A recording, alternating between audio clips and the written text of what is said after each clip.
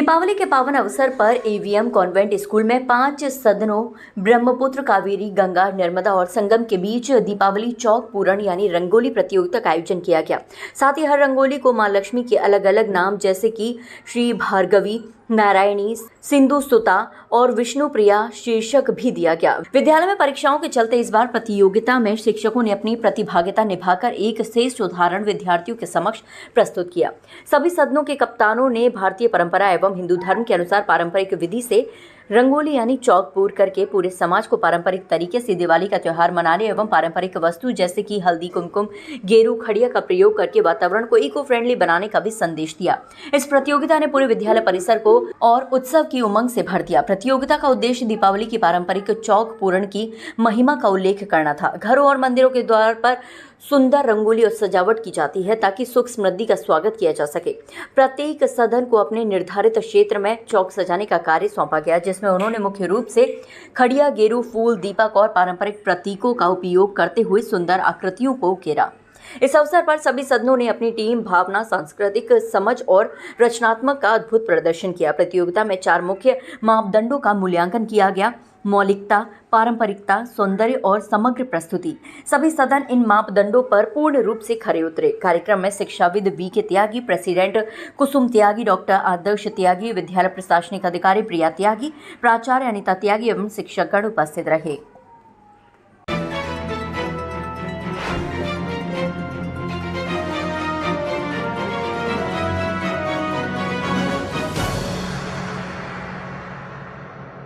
Bharatiya Janata party के प्रदेश सह संयोजक एवं प्रदेश उपाध्यक्ष मोतीलाल मीणा ने आज विधानसभा क्षेत्र राजाखेड़ा के मंडल व शक्ति केंद्रों पर भाजपा के प्राथमिक व सक्रिय सदस्यता की विस्तृत जानकारी दी। जिला अध्यक्ष सत्येंद्र पाराशर ने समस्त जिला पदाधिकारी एवं मंडल के पदाधिकारी सर्वस्पर्शी व सर्वव्यापी भाव से कार्य करें और कोई भी कार्यकर्ता सदस्यता से वंचित न रहे। मीणा ने विधानसभा राजाखेड़ा के जिला पदाधिकारी और कार्यकर्ताओं को बूथ स्तर की जिम्मेदारी बांटी, जिसमें जिला उपाध्यक्ष लक्ष्मण सिंह तोमर, 11 बूथ शहर मंडल अध्यक्ष मधुसूदन शर्मा, 10 बूथ नाहिला मंडल के बूथ जिला मंत्री आर.के. सिंह जादौन, मंडल संयोजक जयवीर सिंह, गिरिराज सिंह मास्टर एवं जितेंद्र सिंह जादौन, प्रदीप सिंह बडगुर्जर, मरेना मंडल के बूथों पर रामवीर शर्मा, विधानसभा संयोजक जिला उपाध्यक्ष मुकेश हनुमानपुरा, किरोड़ी लाल मास्टर एवं मंडल संयोजक बनवारी लाल सिसोदिया, मंगरोल मंडल जिला उपाध्यक्ष संतोष गुर्जर, कमल पहाड़िया, रामू सिकरवार, मंडल अध्यक्ष हेम सिंह लोधा, मनिया मंडल केदार पोसवाल, रामतार त्यागी, दिलीप पाराशर, जयवीर पोसवाल, राहुल प्रताप सिंह, ये समस्त कार्यकर्ता प्रत्येक बूथ पर 200 सदस्य ऑनलाइन व ऑफलाइन बनाएंगे। साथ ही एक बूथ पर 2 सक्रिय सदस्य एवं शक्ति केंद्र पर 3 सक्रिय सदस्य बनाए जाएंगे, जिसके लिए प्रत्येक सक्रिय सदस्य को 100 सदस्य बनाना अनिवार्य है। मीणा जी ने बीच का पूरा, नादौली, घनैदी, अजीता पुरा बूथों पर सदस्यता अभियान स्वयं किया। राजाखेड़ा से बुद्ध सिंह उदैनिया की रिपोर्ट।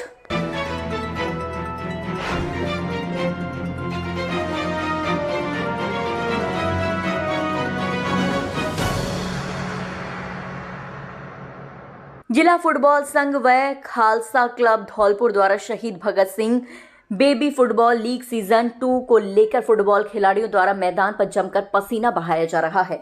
जानकारी देते हुए जिला फुटबॉल संघ के अध्यक्ष गुरमीत मान ने बताया कि बेबी फुटबॉल लीग को लेकर के बच्चे नियमित अभ्यास कर रहे हैं और 2 नवंबर से शुरू होने वाली इस बेबी लीग सीजन 2 को लेकर ग्राउंड की सफाई का कार्य किया जा रहा है।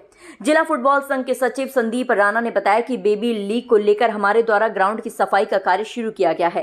खिलाड़ी बच्चों द्वारा ग्राउंड की सफाई की जा रही है और फुटबॉल मैदान पर सफाई कर पानी का छिड़काव करवाया जा रहा है, जिससे मैदान बेहतर रूप से तैयार किया जा सके। 2 नवंबर से शुरू होने वाली बेबी फुटबॉल लीग के लिए लोगों में दीवानगी देखने को मिल रही है।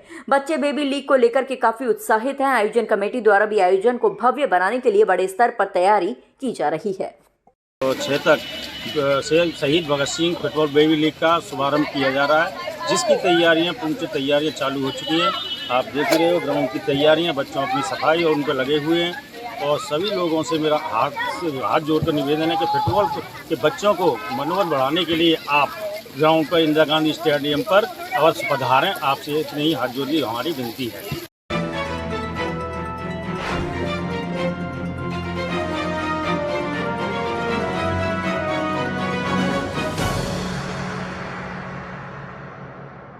हुनर शक्ति फाउंडेशन संस्था निरंतर 3 वर्ष से राजाखेड़ा धौलपुर जिले के साथ साथ अन्य राजस्थान के जिलों में शिक्षा के लिए निरंतर कार्य कर रही है।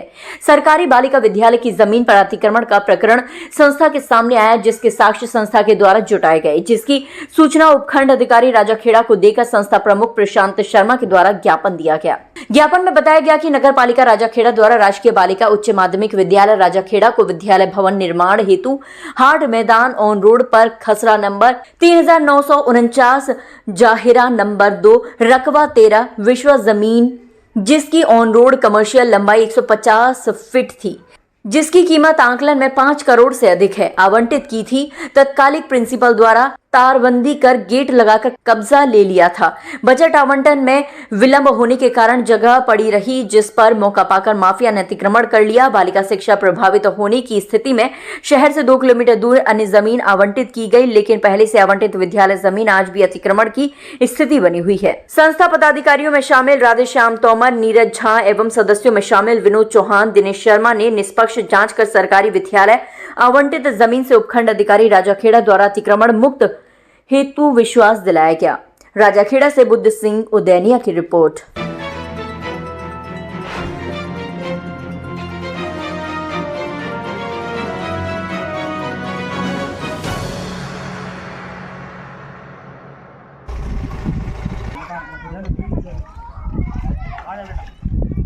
लो लो गोदी में लेके ले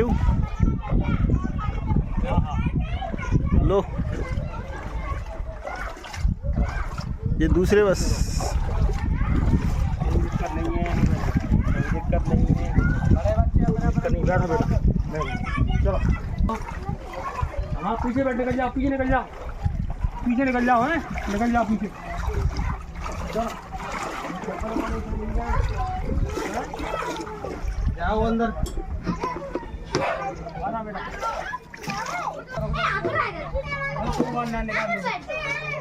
बड़े बच्चा तो हाथ में पकड़ लेंगे, ज़्यादा बड़े होंगे तो बड़े नहीं निकले आएंगे, क्या खड़ा रहेंगे, चलो भैया जाना साइड से भैया, चलो बेटा, चलो बेटा, चलो बड़े बड़े जिन्होंने चलो चलो चप्पल हाथ में ले लो बेटा, है हाथ में ले लो,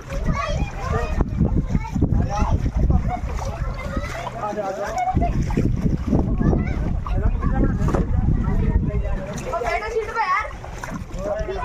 को लेके कर रेस्क्यू भैया, मैं बैठ जाऊं इधर, भैया इधर बैठ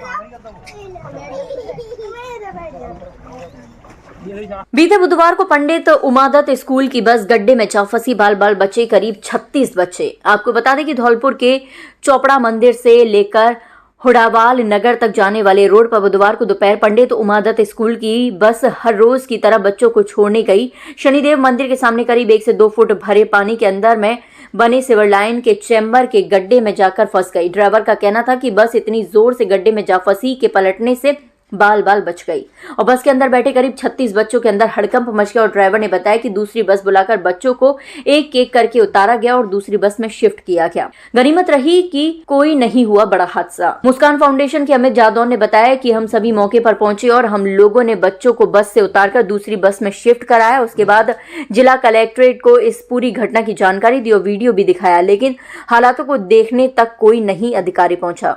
इस पूरी घटना ने सरकारी सिस्टम पर सवाल खड़ा कर दिया है। हाल ही में हुए सुनीपुर गांव में बड़े हादसे के बाद भी हालत सुधरने का नाम नहीं ले रहे। सुनिए इस घटना की पूरी कहानी उन बच्चों और स्थानीय लोगों की जुबानी हमारे चैनल के चीफ एडिटर सचिन शेडवाल के साथ। मैं हूं सचिन शेडवाल और आप देख रहे हैं SR News 7।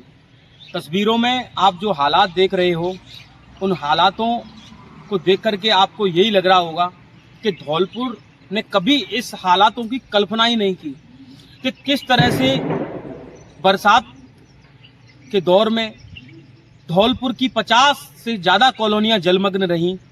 हालात कुछ ऐसे रहे जिन हालातों को देख करके हर कोई धौलपुर के सरकारी सिस्टम पर सवाल खड़ा कर रहा था।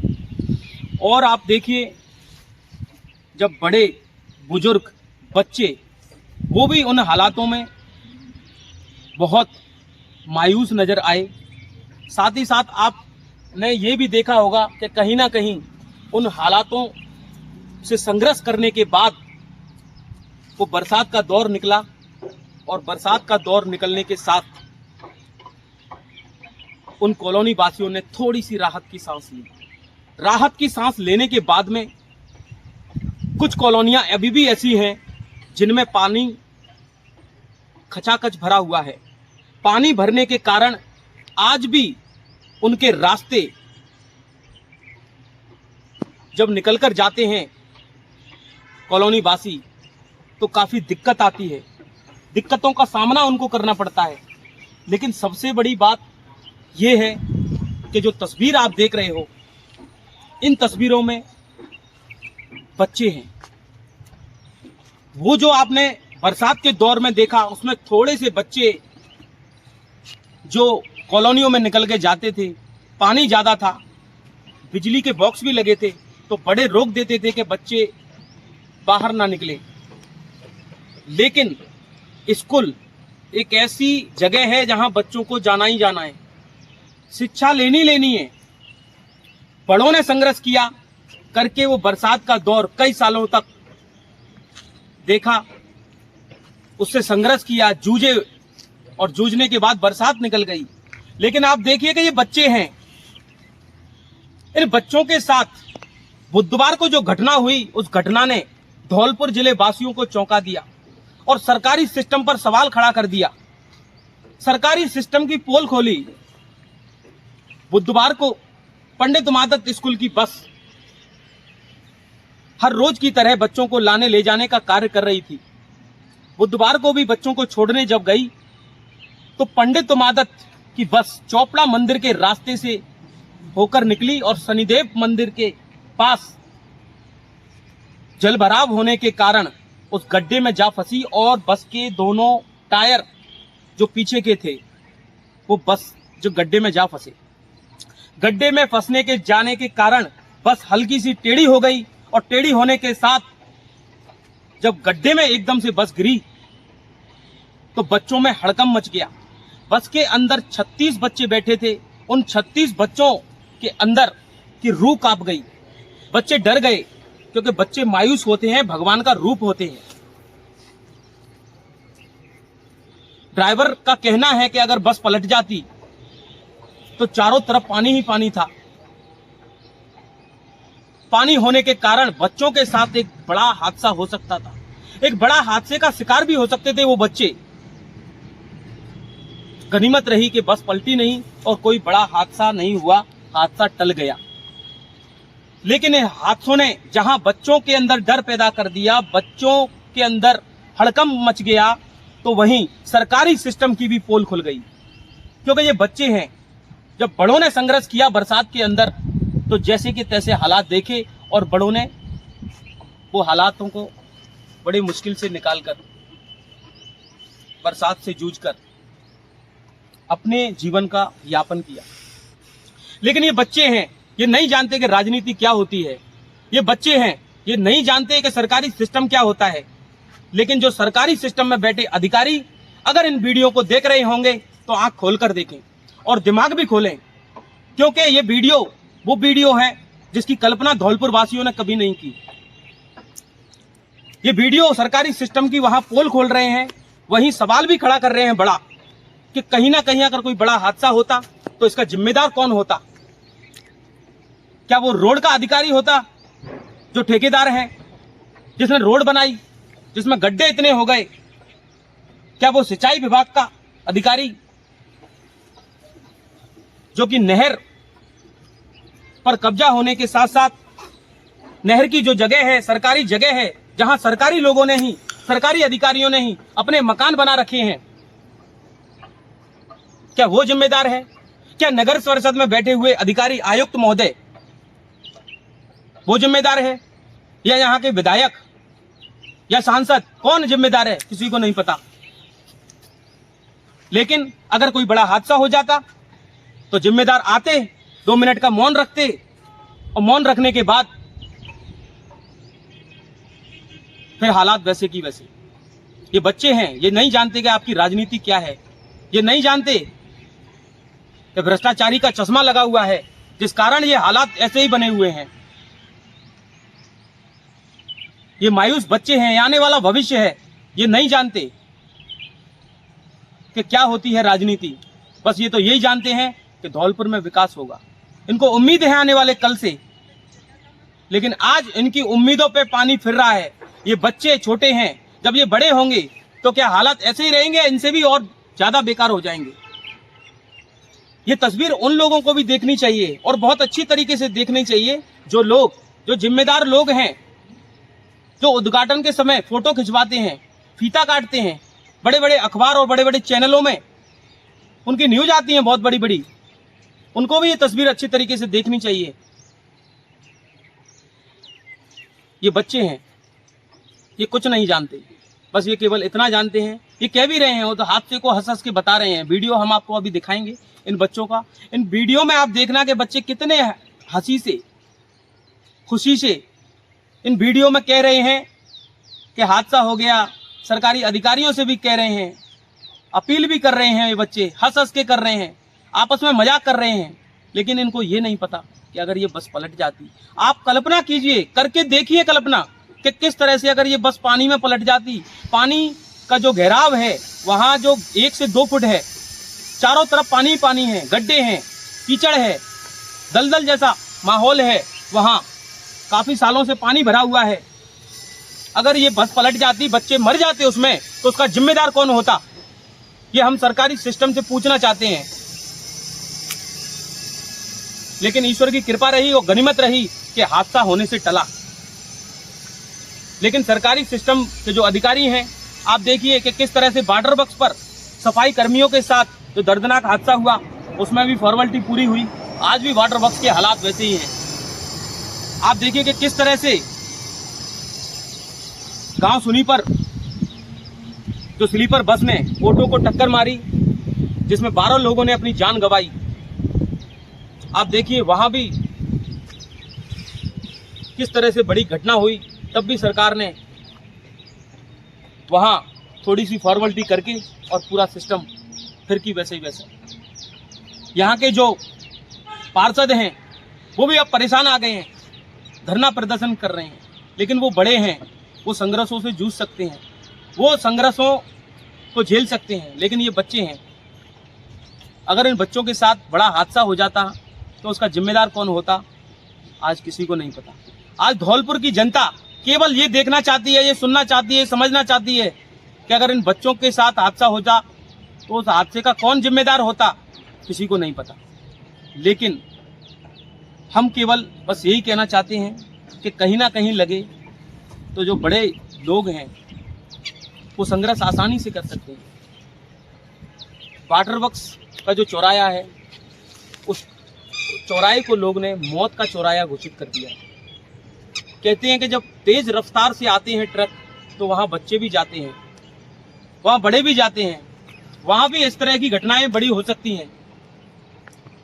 कई तरह से कई बार उन हालातों की न्यूज भी चलाई, अखबारों ने भी छापा, चैनलों में खूब चली, लेकिन सरकारी सिस्टम जो है उनके हालात कुछ ऐसे ही हैं। तो कहीं ना कहीं स्थानीय लोगों को भी आप इन वीडियो में सुनाएंगे, उन बच्चों को भी हम आपको सुनाएंगे कि किस तरह से उन बच्चों ने कैसे मजाक में बोला है, किस तरह से जो इतना बड़ा हादसा है उन बच्चों को ये कल्पना नहीं होगी, ना वो कल्पना कर सकते हैं क्योंकि छोटे हैं, मासूम हैं। लेकिन आप तो बड़े हो, इनके जिम्मेदारी तो आपके ऊपर है। जब सरकारी सिस्टम में बैठे हुए अधिकारी नहीं सोच सकते तो क्या ये बच्चे सोचेंगे? क्या कल्पना भी नहीं करेंगे? लेकिन आप देखिए, स्थानीय लोग कहते हैं, स्थानीय लोग जब कहते हैं कि सरकारी सिस्टम में बैठे हुए अधिकारी वो केवल बड़े बड़े कॉन्ट्रैक्टर जो हैं उन पर ध्यान देते हैं, बड़े बड़े जो बिजनेसमैन हैं उन पर ध्यान देते हैं, अपने लोगों को फ़ायदा पहुंचाने के लिए पता नहीं क्या क्या कार्य कर जाते हैं।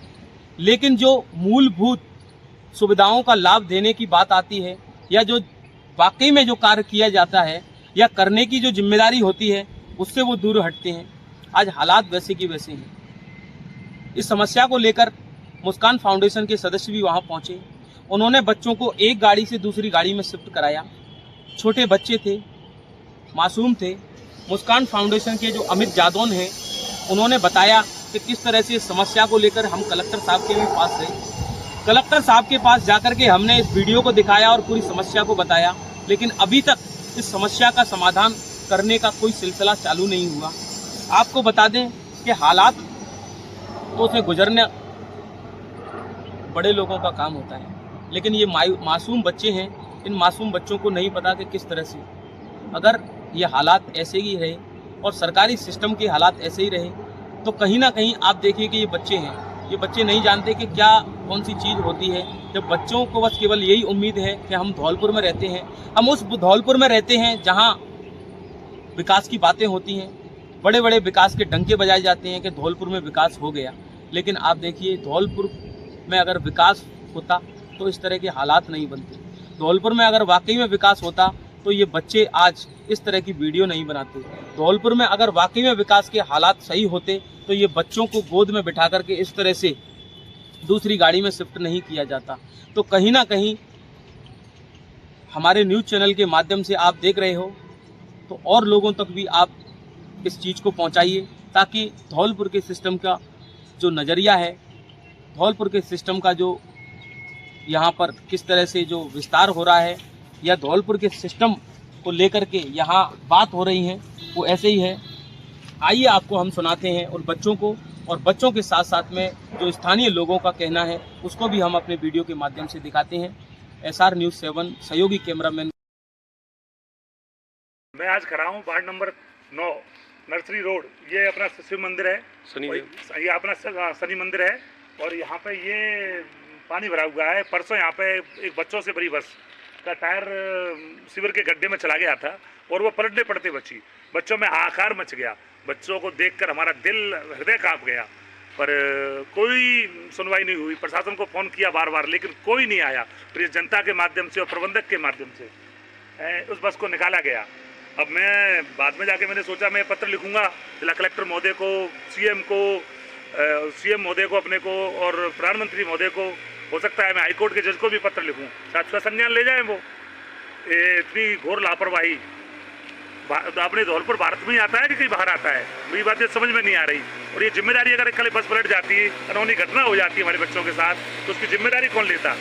क्या प्रशासन लेता है इसकी जिम्मेदारी, या प्रशासन लेता, या स्कूल प्रबंधक महोदय लेते, जो कि अपने इतना पानी भरे हुए हैं। पता है कि वहाँ धौलपुर में इस रोड पर इतना पानी भरा हुआ है, सबसे नीचा क्षेत्र है धौलपुर का, तो यहाँ से होकर अपनी बस को निकलवाते हैं, या माँ बाप लेते बच्चों के, जो बच्चों को पढ़ने भेजते हैं अपने, और या वो बेचारे छोटे छोटे मासूम बच्चे जो बिना फालतू में इसका शिकार हो जाते हैं इस पानी का।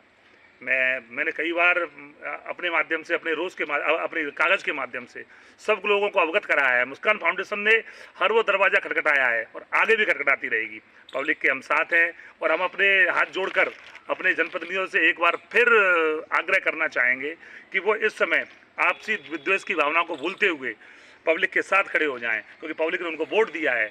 और वो चाहे किसी भी पार्टी का हो, किसी को कम वोट पड़े, किसी को ज़्यादा पड़े, लेकिन पब्लिक ने वोट दिया। पब्लिक उनकी यहाँ पे सारी पब्लिक रहती है, यहाँ पे जो पब्लिक रहती है उसने सारी पार्टियों को वोट दिए हैं, बीजेपी को भी दिए हैं, कांग्रेस को भी दिए हैं, और बाकी जब पार्टियाँ बसपा सपा सबको वोट दिए। तो मेरा एक निवेदन है सब पार्टी वालों से कि जिस तरीके से जो अपने इस समय वर्तमान पोस्टों पे हैं वो जिला कलेक्टर महोदय को, नगर परिषद को थोड़ा सा अपना बजट देकर या किसी माध्यम से किसी माध्यम से उनकी मदद करें, सरकार की मदद करें, जनता की मदद करें, क्योंकि जनता ने उनको प्यार दिखाया है। उनका आज यही समय है जब वो हमारी मदद कर सकते हैं।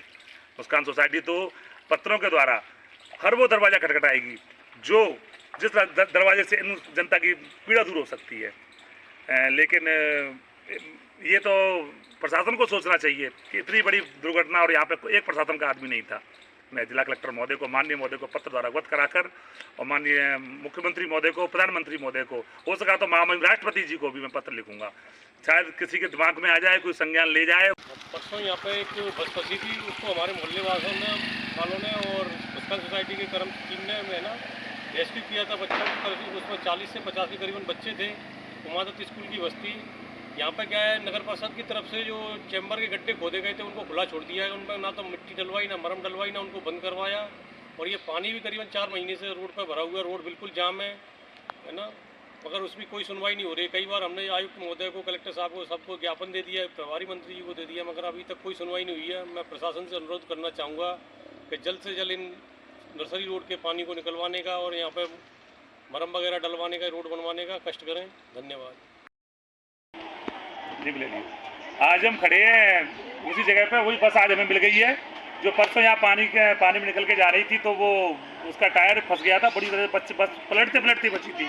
आज उनके ड्राइवर साहब हमारे साथ खड़े हुए हैं, पूछते हैं इनसे क्या हुआ था परसों साहब। रोड की हालत बहुत खराब है, रोजाना बस इसी में होकर गुजर रही है, आए दिन फंस रही है। उस दिन क्या हुआ था सर? उस दिन तो बहुत हालत खराब थी। तो कैसे क्या हो गया था? उधर से आप आ रहे थे, क्या हुआ? भैया फंस गए दोनों एक साइड के।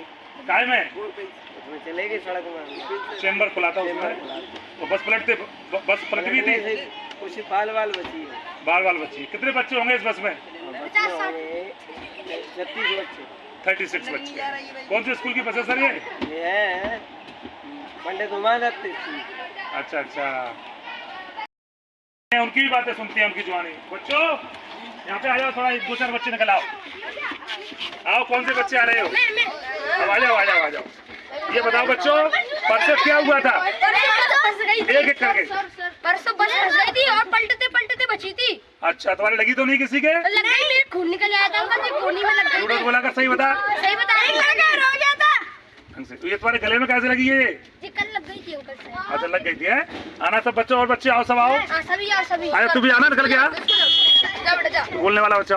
जा बेटा जा। क्या हुआ था बेटा कल? सबसे सही बताओ। परसों हुआ था, परसों की बात है, हम स्कूल से आ रहे थे तो बस वहाँ पर फंस गई थी और पलटने के बहुत पीछे बच्चे रो रहे थे। एक बच्चा रो रहा था, सब डर रहे थे। अंकल जी पानी में उतर के आए, बच्चों को कंधा पे लेके घर लेने गए, फिर दूसरी व्हीकल आई, तब हम निकले, बहुत लेट हो गया। दूसरी व्हीकल आई थी? हाँ। अच्छा, आप बताओ बेटा, आप बताओ, आप भी थे उस दिन बस में? उस दिन फंस गए थे।